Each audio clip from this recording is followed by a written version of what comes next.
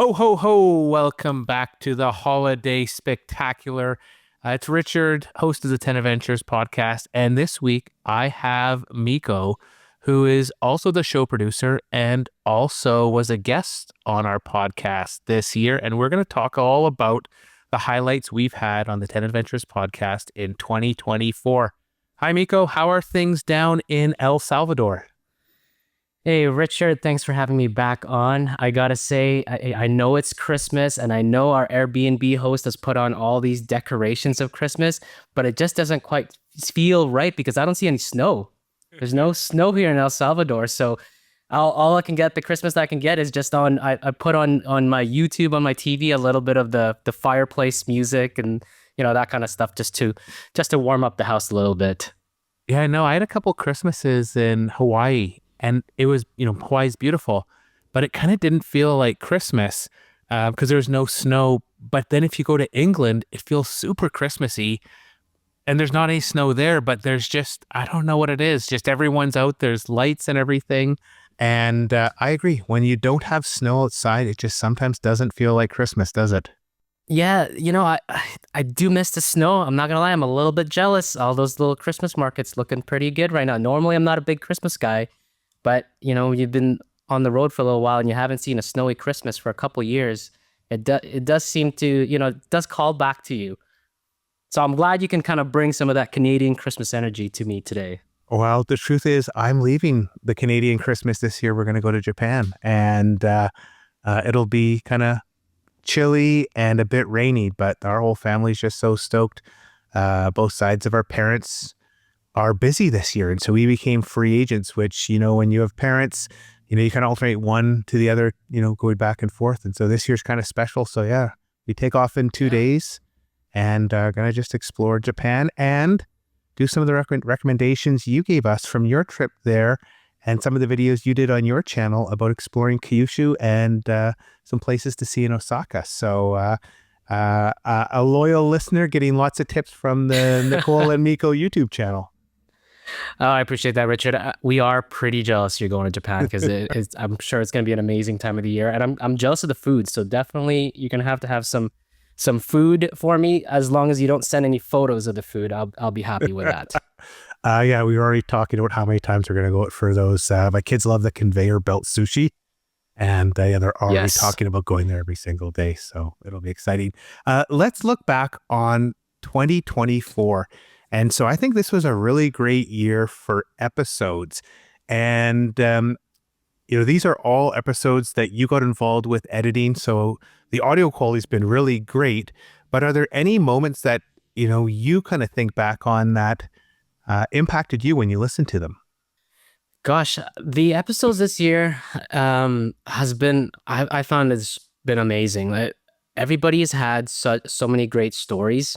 And it's hard to pinpoint exactly, one story that, that resonates with me because every time I listen to an episode, it really is, it's so interesting to see the connection between people. So it's not like one story that stands out. It's more of the fact that there's this network of storytellers out there that each have a unique, unique background or unique experience, a unique story. And, just throwing a few out there. This one was actually I found kind of interesting for myself, but I remember you had one storyteller. His name was Ash Joshi, and he did a walk across India, and that I just taking examples here, but like I found that one to be just so interesting because it made me relive a trip that I had in India not too long ago, and I just couldn't imagine walking across the country. Just I mean, I'm sure there'd be so many things you would see, so many things you would smell and taste, and it was interesting to see that perspective because I know on the channel we've also had lots of people who have cycled across continents or cycled across countries. I mean, walking it would just be on a whole other level, and to do it in a place like India, just senses overload. For anybody who's listening to this and has been to India. Man, you could walk a mile across Delhi and do it again, and you would never see the same thing twice. So it's great to hear those kinds of stories, and like I said, like I really enjoyed hearing different people talk about different stories because it really made me think that it's, sometimes these stories aren't really just one-offs. And you might find me saying this again later in this in our show today, but I find it so inspiring to hear multiple people, taking that leap or making that big jump or taking that big risk. And I'm glad to see that, and it's inspiring for me to kind of pursue something similar for myself. But you've got to, I mean, how about you? Like, there's got to be a couple episodes that's really jumped out at you as well. Yeah. So, the one thing I reviewed the episodes before this, and one thing that was really just blowing me away is how much diversity there was. And, um, there was a bunch of episodes about traveling with children that really inspired me. There's a bunch of authors that just wrote incredible books. There was a few episodes on kind of how to live life and how to make this change. And then there was just people who've done these incredible journeys. And I think there's there's one person I interviewed, Al Humphreys, and I remember reading his blog when he was cycling Mm-hmm. around the world. I was working in London, right above Victoria Station, and I was kind of like getting this wanderlust, and I didn't know what to do. And I read his blog, and like after a week, I just went down and bought a book to how to hike across the Pyrenees in France, and it was like, this guy can do it. He was like the same age as me. Darn it, I can do it. And I read his books when they come out. And so it was kind of like a thrill to talk to him. And, I'm sure there's thousands of people who have had the same thing, but just to kind of talk to somebody who, when I was, 24, 25, just his blog Mm-hmm. really influenced me. It was an honor to talk to Rick Ridgway. He's written just a beautiful book. He was a senior guy at Patagonia, and just he wrote one of the most poignant books about his life and how to deal with loss and how to prioritize, I think, the important things in life. And then finally, we talked to the Wander Woman, and I just thought their joy for life and how they were living their life retired as approaching being senior citizens. I thought that was just really inspiring. Often people kind of slow down as they get older, and they just seem like they were picking up a bigger head of steam. And so those were three for me um, that really stood out in terms of, oh, I really enjoyed having those chats. But the truth is, Yeah. I think every single time I talk with somebody, I learn something, and it's like an an hour of meeting an interesting person once a week. I just feel so fortunate because in regular life, I got three little kids, and we spend all our time as a family, and I meet new people once a year outside of this podcast. Yeah, no, I think each guest kind of brings their own little flair, and I love what you said about diversity because you really you really did talk to a wide range of people, like men and women, young and old, and you you find that as you talk to more and more people, you know, it's the idea of an adventurer or the idea of somebody who's rewriting their own script or changing their life and making all these big changes. You can't really cast them into one type of person. You can't really see, you can't really create this ideal person that goes on and becomes an adventurer. The adventurer really can be anybody, and I think you've proven it. And when I look at all the faces that's been in your podcast throughout this year, with the range of people that you've had on the show, you just never really know who's going to have this life-changing story. And like, these are people that I would walk past in a crowd of people and not think anything of them. I wouldn't look at them and think, oh man, that guy is a former Patagonia executive, Rick Ridgway, who has evidently, you could see it, he's climbed all these famous mountains in Patagonia, and he's kayaked through these fjords that nobody else has ever been to. Or I I think that I love those. I love hearing about those stories because they come out of the faces of people that you would never really expect to be such huge adventurers. And it also makes me kind of rethink of, what it means to be an adventurer because um, I think a lot of times everybody has this idea that they themselves, would be challenged if they to call themselves an adventurer, but I think they have it in them. And like I said, the diversity that you've had on the show this year kind of shows that no matter how old you are, matter how young you are, and the walk of life that you come from, you could have your own little adventure, and families included. I think you mentioned it as well. You've had some great families in the show. I think I was really interested, I think, with James Balago on the show earlier, and how he took his family abroad and just started giving them showing them a different life. And there was also on the show that family who was sailing, and the Yeah, yeah. name The is New escaping New me. Zealand. Oh, let me just think. That was a great. So James was fantastic. He did a great book. Yeah, I It loved was it. it was Rob Hamill, and again, Yes. Rob Hamill. I forget what their channel. Their channel is great. Like you're gonna want to start sailing if you start watching it. But just sharing the tragedy in his life and how that impacted him and how it forced him to really prioritize living a life that was meaningful for him. Yeah, Yeah, Rob's that story was was interesting. it was heartbreaking. His brother was murdered by the Khmer Rouge. They Gosh. thought he was a Yeah. spy. Um, they didn't know this was before the internet, before like anything. So they spent years looking for him, and Yeah. Yeah. then to find out one of his sons just about died free diving, and Rob went down and kind of pulled him up from the depths of the sea, and he barely survived. You just think, good Lord, like I was on the edge of my seat, even though I knew the story. Just hearing him tell it was.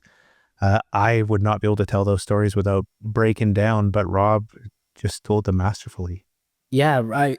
That was a great episode, and like I said, it really made me open up my eyes of what kind of adventures you could have. You don't have to be a solo traveler to have these big adventures. You could do with a family of four or five or more, and he does that quite well, sailing around the world, and incredible. Yeah, like I said, like you say, incredible backstory.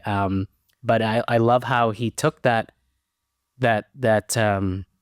those tragedies and really it sculpted his life, in a sense that it made him yearn for getting more out of life, go more for adventures. And I love how he wants to pass on that passion to his kids. And now they're sailing, who knows exactly where, somewhere in the seas around, I'm sure, in Australia and or New Zealand. But man, it's very, very interesting people you got on the show, Richard. Yeah, and I think one of my guilty pleasures of doing this is each year we seem to have more and more authors. And so this year we just had a ton, and I get to read the books. And the guests are always surprised. They're like, no one ever reads my book before we talk. And they're super, super excited. But for me, I just love to read, all these stories and to hear kind of just regular people. These aren't famous people, to put their life down on paper, to think about the message they want to send. That's just been a real joy, because we've had everyone from Rick Ridgway, who's 76 or 77. We have Glenn Van Pesky, the founder of Gossamer Gear, who kind of took his life down into, do more, take less, a little simple moniker. And I think we're like the third interview he did on his book. And I think the book's winning it. It is winning a ton of awards right now. And then just some like real special books. There was a book by Sally Chafin Brooks, which was really incredible and heartfelt. And then recently we had Jeff Johns talking about Jet Lag Junkie. And it was like, his book was like, that was so similar. Like I felt like it was written, the first book I read that really mirrored kind of my life. And it was just so interesting to talk to all these people who, to write a book right now, it's definitely not a way to get rich. Even if you win a lot of awards, you're lucky to make a few $1,000s. And so to talk to people who had written these incredible books, that was just such a joy for me. And it's interesting that these are just, you're just hearing the stories that of people who've written the books. Like imagine how many people who haven't written about their story. And I'm sure there's lots of great stories out there. Out of curiosity, Richard, where do you find your books? Because personally, I'm not a huge book reading kind of guy. But I know my wife is, Nicole. So I gotta know where your secret is to finding good adventure books. The best thing now is we're on some sort of PR book list, book club. And so we just get outreach when books come out in this genre. And there's a lot that don't really fit. Like there's lots of books we get pitched where I just think for better or worse, if it doesn't interest me or it's like a different genre, there's lots of kind of people that are like trying to build self-help careers. And they go into the woods for 3 days, and that's kind of the basis of a book. I don't do those, but when it seems like it's an interesting story about a tough journey, I'm really engaged. Maybe the one exception, actually, one of my favorite books was James Balagot, which you mentioned earlier, which is just about quitting a corporate job and going to live in a different country. It was just such an interesting book, beautifully written, living, traveling the world and living in the pandemic. I thought it captured that really well. And that was actually one that was really inspirational for me because traveling with kids is hard. And with my family, we do tons of backpacking, but going overseas it's really tough. It's expensive. And then the kids just being in a small Airbnb is tough. And reading his book and how he did it and thinking they were locked in the pandemic in I think a one-room basement apartment in Berlin. And they did that for, I think, 18 months. I thought, well, if James can do that, I can go do, a month in Chile, staying in Airbnbs with 2 or 3 bedrooms. And, yeah, I feel really fortunate to read that book because I definitely would be living a different 2025 if I hadn't. Yeah, yeah. I found his story very, very fascinating, and I love how especially with a family, you can just make a whole adventure by moving to a new country, and and navigating that. But when you also add, other world events happening at the same time, it takes it to a whole new level. So, yeah, lots of good stories, and I also want to touch on quickly what you said about the Wander Woman. Those two are awesome. I really enjoyed their story. A couple of retirees who decided to flip the script on what they saw, what most people see as the traditional retirement route, and then instead they traded their things for some, I think, good paddle boards and good kayaks and just a nice pair of shoes, and they traveled the world. And I think they did. I was really impressed. I think it was one of the long hikes, the PCT. I think they've done the they may have done the PCT second and the one. AT. Yeah, they've done the AT Yeah, as well. Yeah, no, they're that's wild. hardcore and they're just so Yeah. kind of understated, which I always really like people who kind of, they do these cool things and they don't make a big deal about it. And they've done really, really hard things and they just, oh, it's the same as going for a walk down to 7-Eleven or something. Yeah, yeah, and just for their age, the um not necessarily the challenges that they pick for themselves, but just their approach to it. Does they just are so excited about the walks and the hikes that they've done, and they're just so full of life. Like it was really, really interesting to see because I find that in that conversation they were talking about how maybe this is kind of those winding down period of many people's lives, but they feel like no, like for them they're just kind of getting started.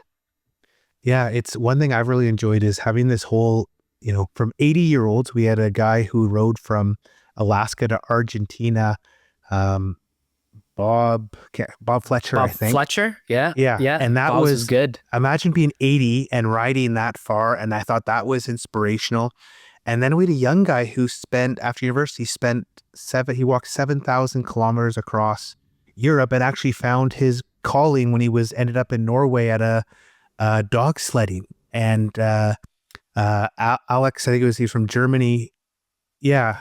And I just thought, and we had everyone in between. We had, couples, families, retirees, people about to retire, people going through career transitions. And for me, what was interesting is just seeing how people turn to the outdoors and turn to travel and turn to like this opening up towards the world when they were dealing with something or searching for something internally. And I thought that was really, really interesting just to see how travel kind of influenced all these people's lives. And it's not just when you're 18, it's not just when you're 30, it's not just when you're retired, when you're 65, it can be when you're 80 or when you're 25 or when you're 50 or whenever. Now, did you find, Richard, and when you're talking to these people, was there any theme that you felt like you could draw from the group of people you have about what drove them or what inspired them to kind of take this leap? Like I know, I can't quite remember exactly which episodes, but I know there were a few about people who really wanted to get out there, because I think I forgot who the person was, but I think it was after a breakup. I think you actually just mentioned it. He was after his broke up with his girlfriend and decided to take a long walk across Europe. Oh, And I can't quite I was, can't quite remember. was that Alex? Maybe I that was think his breakup. I But think that was yeah, yeah. it's very common that, a relationship ends, a job ends, you're like, I just got to go do something else and get some, we don't even think about this. Our bodies just say, you need to go get outside for a month or two. Yeah, but I think I want to say that I feel like there were a few threads between different guests, and I think mental health is actually is a big part of that, and health in general. I know Pat Davis, Patrick. He was on your show, I know, recently, and also he was a recurring guest as well, and he walked across, I think, the UK to raise money for Alzheimer's, and I thought that was really, really, really interesting. But yeah, would you say you've seen people talk about mental health or any other kind of themes across the podcast shows? Yeah, I think the one that really hits home is just this idea of just do it. And like put your money on the table and just go and do it. And so many people want to do these incredible trips. And even myself, like it's easy to say, oh, the kids are too young or the kids are too old or there's school or there's this. But just talking to these people and, how did it eventually happen? And if you want to do something, if this is one of the most important things in your life, kind of the message I heard again and again is just make it happen. If it's that important for you, make it happen. Um, so that's one big aspect of, just kind of taking control of your life and doing something that matters to you. The other aspect, which comes through so clearly, is this idea of like the benefits of going slower. And you wouldn't think, riding from Alaska to Argentina, that's a long bike ride, but still like doing that at, 80 or 100 kilometers a day is a lot slower than flying. One thing I took from your episode and just talking to you is just the impact Nicole and yourself have had from kind of doing not a fast way to travel, but because you guys weren't going super fast, but now you're really going slow and you're really engaging the places you live. And it's funny because I'm planning a trip for next summer, and compared to the trip I planned for going to Chile and Argentina got real busy. My parents are joining, there's lots of things they want to do. So this just hang out in Buenos Aires and Patagonia for a month has changed into lots of things. But looking to Europe next year, it's like, we're going to be in 5 places over 2 months and just really try and and for you, that would still be fast, but really just trying to slow down. And I just think it's so valuable. It makes it so much more restorative and enjoyable and less about, let's just go kill ourselves to do stuff. And one of the big decisions we took out of it is instead of trying to do all these backpacking or, mountain hut paths, just say, let's just get an Airbnb in a nice little village and just do day hikes and just make it easy. So we're not constantly pressuring ourselves. Do we have to make a reservation each night? How are we going to get from hut to hut? All those things, just try and simplify. And so going slower and finding a simpler way to travel, I think is really, really impacted, how I'm thinking about travel going forward.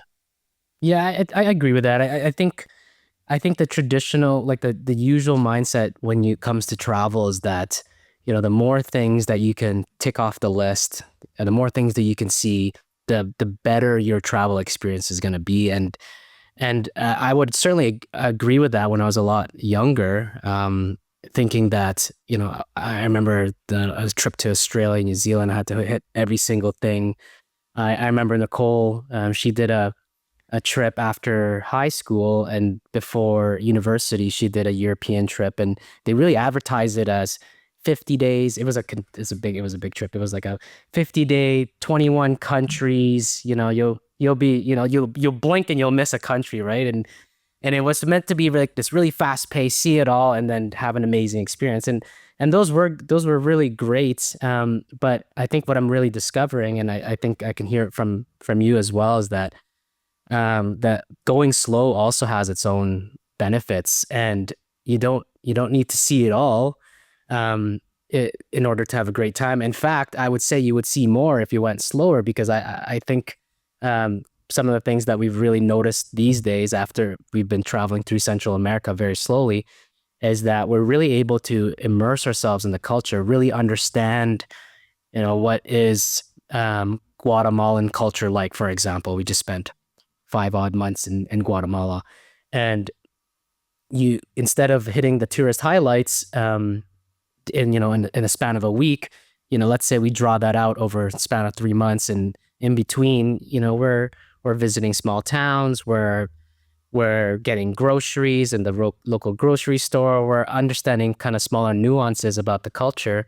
And I think those are some things that you just won't be able to pick up in a fast-paced trip. And at the same time, and I think you had a great suggestion for yourself there. Instead of booking these mountain huts, why not? Yeah, exactly what you said. Like, you booked an Airbnb, you kind of simplified it, you made it your own kind of trip. And I think that's what's really important about travel, in a sense of slowing down, is that you make it your own, because now you can travel your own pace and you can enjoy exactly how you want to enjoy a country. You don't necessarily have to follow, the first blog on Google that says, here's exactly how you tackle off Italy in the span of 4 days. It's just not possible.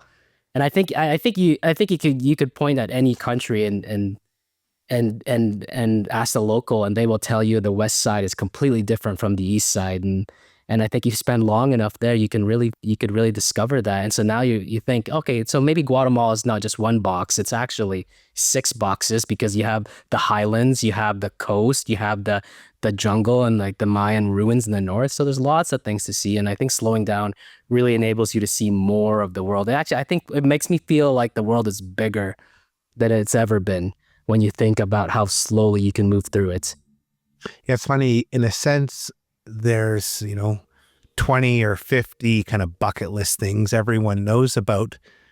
But when you actually go and do some of those, you realize there's just so much more around that you could do as well. And I always think when I meet people who are coming to the Canadian Rockies and they have 2 weeks and they're going to do everything that needs to be done in the Canadian Rockies, and I look and I'm like, you could spend 2, 3, 4 summers and do different hikes or backpacks every single day. And the stuff that's popular is great, but there's tons of stuff that isn't popular that's also great.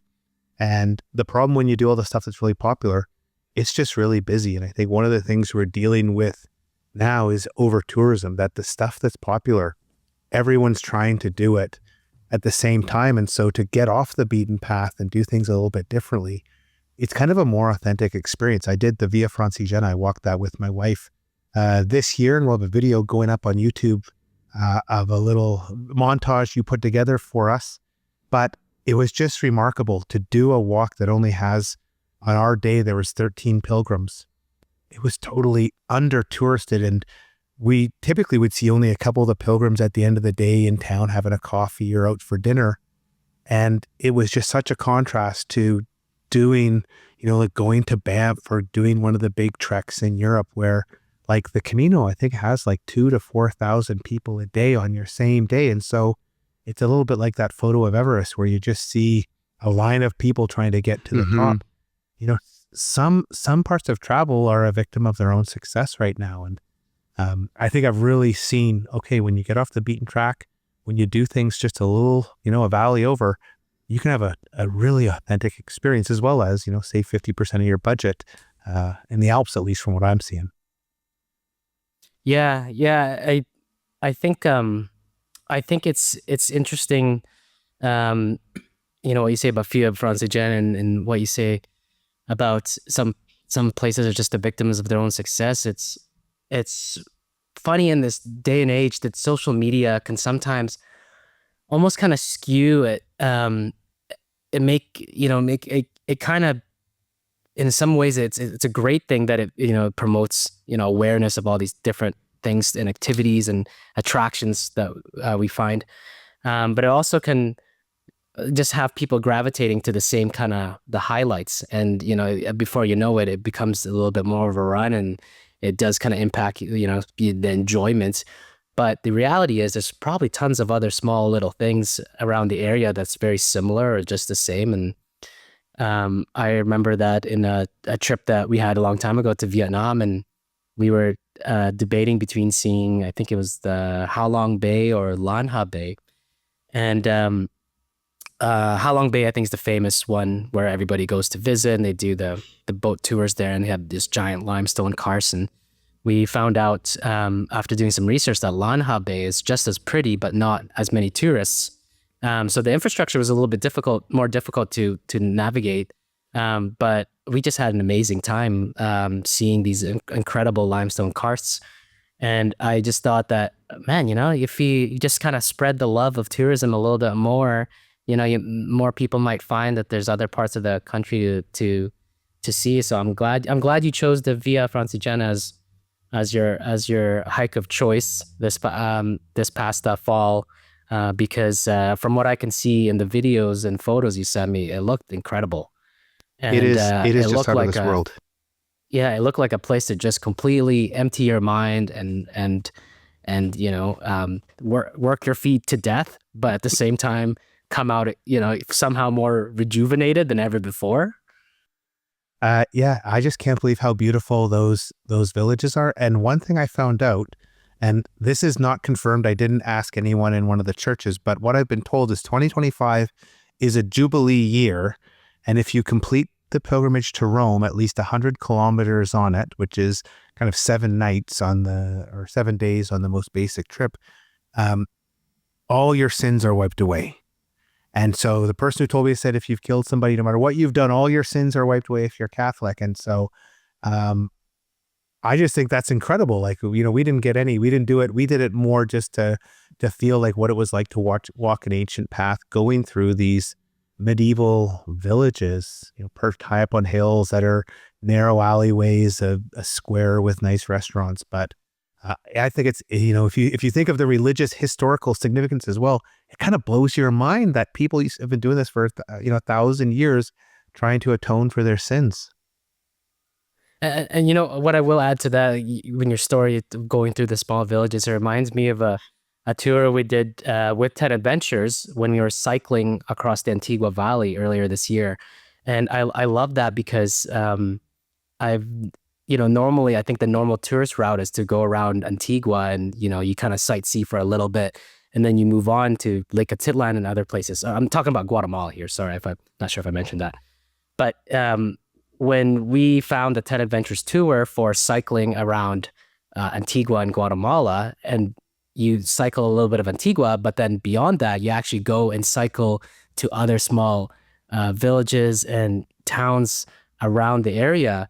I thought that was really, really fascinating because everybody's seen the same photos of Antigua, but what they haven't seen is maybe the cycling, getting right into the town, into a small village that, you won't see another foreigner for miles, and having that opportunity to just to be there and witness the local life, and to just feel like totally like a passerby, just like somebody who's just passing through. I thought that was really, really interesting. And I'm sure for yourself as well, when you did the Via Francigena walk, going town to town, seeing how people live in this town and then kind of taking those memories with you and seeing how it's done differently in a different town. And just the idea of wandering is, I think in itself, just its own adventure. Yeah, the mistake that we did is we tried to fit our trip, the distance into the time. And again, it's, you think all these podcast episodes talking about going slower. And then my wife and I looked and said, well, 330 kilometers, we got, I think 18 days or 17 days. We want to do the whole thing. And it's funny, even though I felt I had learned that, when push came to shove, we were doing long days and I kept thinking, oh, I'd love to learn the history. You'd see these little signs on the side of the road and you'd read those. I think, oh, I'd love to go and learn more. Oh, this village was battled between the Siena army and the Florence army, and it went back and forth. And I'm like, I don't know anything of these battles. I'd love to learn more about the history, but we went too fast. And so, I didn't learn my lesson of going slower because we, said, oh, well, our first priority is to complete it. In hindsight, the first priority should have been, let's have a really great time and make sure there's space to explore and enjoy and not just walk from sun up till sundown every day to try and complete it. Well, the good news, Richard, I learned from a lot of your guests on the show this year is that there are a lot of places you can walk in Europe. So there'll be endless amounts of paths for you to choose to learn more history from. So Yeah, and the problem is I want to walk them all. Almost every single week, I'll go down to my wife and tell her, "Oh, we've got a. Do you know what you know about this? What do you think about going there?" And luckily, my wife, she just likes to travel. She goes, "That sounds great. Let's do it." So, we have about 50 places we want to go after this year's episodes. So after reflecting on this big year of adventures and podcast guests that I thought have been just blowing me away, what do you think, Richard? Like, what would you like to see in 2025, or what do you know is coming up, and what kind of stories would you like to see, or would you like to hear about from other adventures? So the one thing that's really interesting is there's never really been a plan about who we talk to. It's largely been, who releases a book and wants to come on the podcast, and I read the book, I think it's good. Or it's just been people I've found in my network or seen something online, said, this is a really interesting story. And so in a sense, the future is a bit unknown. Now, one thing I have done is I reached out to some of my favorite guests and asked them, if there's anybody can you maybe just recommend them? I did the first 2 interviews last week, and they were so interesting. One is a woman who kind of has changed her life. She was in an abusive relationship, addicted to drugs, kind of transitioned her life, built up a successful career, and then realized this is not right for me. She went and took a year sabbatical and totally changed her life. And I thought that was really inspirational. It wasn't super hardcore adventure, but it was just someone searching for a different way of life and kind of persevering. And her message was all about joy. And then I talked to a famous Canadian adventurer who kind of recounts how he went from a partier, smoking every day, totally out of shape, to being kind of one of the most accomplished long distance adventurers on Earth, crossing all the deserts on Earth in summer, reaching the polar extremes in world record times, and really talking about like how to actually do this. And he talks just about commitment. And when you do something, like go all in. And so I'm excited because I've got, I think, 7 or 8 more interviews that have been recommended by people who have been on the show. So I think that's super interesting. I think I am interested in touching a little bit more on some of the interesting aspects in Africa, a little bit more in Asia. We've had a lot on Europe, and I think that just also mimics the global travel trends. People have been really interested in traveling in North America and Europe, and little pockets in South America, parts of Asia.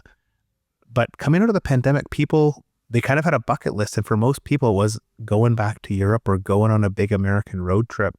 And so I'm hoping to talk to more people who are venturing a bit farther away and exploring different parts of the world. We had one discussion this year on Everest Base Camp. And it was, more about the person, how he lived this incredible life where he's able to travel 3 months a year. But there's some incredible new routes being opened up in the Himalayas. I'd like to talk about those. And then Africa, we've talked a little bit about Kili. I think that was the year before. And would love, we've talked a little bit about Morocco. We had a fellow in 2023 who walked the length of Morocco, wrote a great book. And so, yeah, I want to talk more about places that maybe off, not just bucket list destinations. I know when I look at the stats, boy, if we have someone talking about the Camino or the Dolomites or the French Alps, we get so many listens because they're just searched on more often. But I feel, for regular listeners, they probably enjoy hearing about places that maybe aren't on their bucket lists. But what do you think, Mico? Yeah, no, honestly, those are really great. I love, I love the stories so much because I love the people who are telling them that, and I love hearing about people who took that risk and who took that leap. And I find that to be very inspiring, personally. But I also really love the outdoor adventures and the outdoor activities. And you were just saying there about Everest Base Camp and hearing about all these new routes and maybe different places we can explore in Nepal. And it draws me to what's really always interested me is the lesser known places, the lesser explored places, and I would love to hear more guests talk about some of their adventures in those places that really aren't on the map. And I remember the conversation you had with it was Rick Ridgway, former Patagonia executive, and he was talking about how wild places should be really considered a resource on Earth.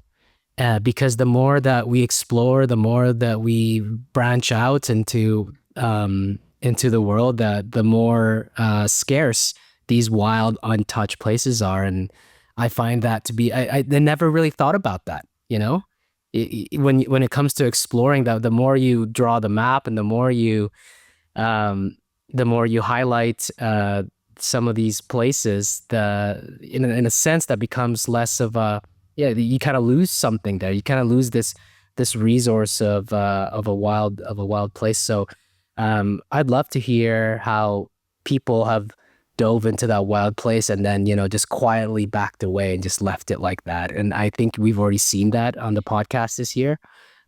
Some people who, and I think it was Rick actually, who talked about burning the map after he and his friend, I forgot who it was, but they ventured out somewhere. I think was it in China? It was in one of the, it was a mountain I think expedition. It was maybe it was Bhutan. I can't remember as well. But Maybe in Bhutan, yeah, it was where the one on Climb Peak, and they're like, we're not going to tell anyone how to do this. Yeah. It was hilarious because they went and saw so many amazing things, and they made this map. And I think on the very last day, Rick said, or somebody in his party had said, that I think we should just burn the map. I actually and think keep that was the place exactly. Yeah, that was Yvon Chouinard. Exactly it is. Yeah, I think he's like, no, I don't want anyone to know about this. Yeah, because and you know what? In some ways, that is maintaining and preserving something that is a resource and preserving those wild places. So I love hearing the stories about wild places like that. So I'm hoping we'll get more of that this year, like we did this, or more of that next year, like we did this year. And I guess one thing I'd like to ask, if there's listeners who want to hear a certain story, or they've read a great book and would love to hear more from an author, or they've done a great trip, reach out to us. You can connect with us on the 10 Adventures website. There's a contact button there, and make suggestions, because we're here to tell stories that interest all of you. Kind of our premise is, if Mico and I are really interested, it's probably there's other people like us who are interested in people doing interesting things. So yeah, I'd love to hear more suggestions of what people want to hear, or just suggestions for the podcast in general. I started this kind of on a lark in the pandemic because I wanted something to do. And, I thought there's lots of other people like me who are just itching to hear about travel. And it's turned into what is now rated a top 5% podcast globally across all genres. So from a hobby, to do in my home office, to that has been really great. And I'd love some suggestions on how we can make it better for all of you, the listeners. Honestly, I've found the podcast to be really inspiring this year, and I go back to just again the diversity of people that you've had on the show, some amazing backgrounds, some backgrounds that are more relatable, but then just what they do with their life, and removing, overcoming challenges and barriers. It's just been incredible. And to anybody who's listening, who's questioning whether they have a story or not, I mean, I would encourage you to reach out to us and share it, because chances are, if you feel like you've got an adventure to tell, we're certain that there's something there, because what I'm finding more about listening on the podcast is there are more and more storytellers out there. People with great experiences that I think it would do a service to people to share them and to inspire and to share that passion. So I'm all for it, Richard. Yeah, if we can get more people to share their adventures, I think that just means that more people will be willing to have their own adventures and want to take that risk and willing to find out for themselves, what lies ahead. Beautifully said, Mico. I want to say thanks for coming on the podcast. Second time, I think, was it about a month and a half ago, you and Nicole were on. So thanks for coming on and helping me out with this episode. I really appreciate it. Thanks for having me, Richard. And to all you listeners, thanks for listening to this episode of the 10 Adventures podcast. We'll be back in the new year to explore the world and hear about more epic adventures. Bye-bye.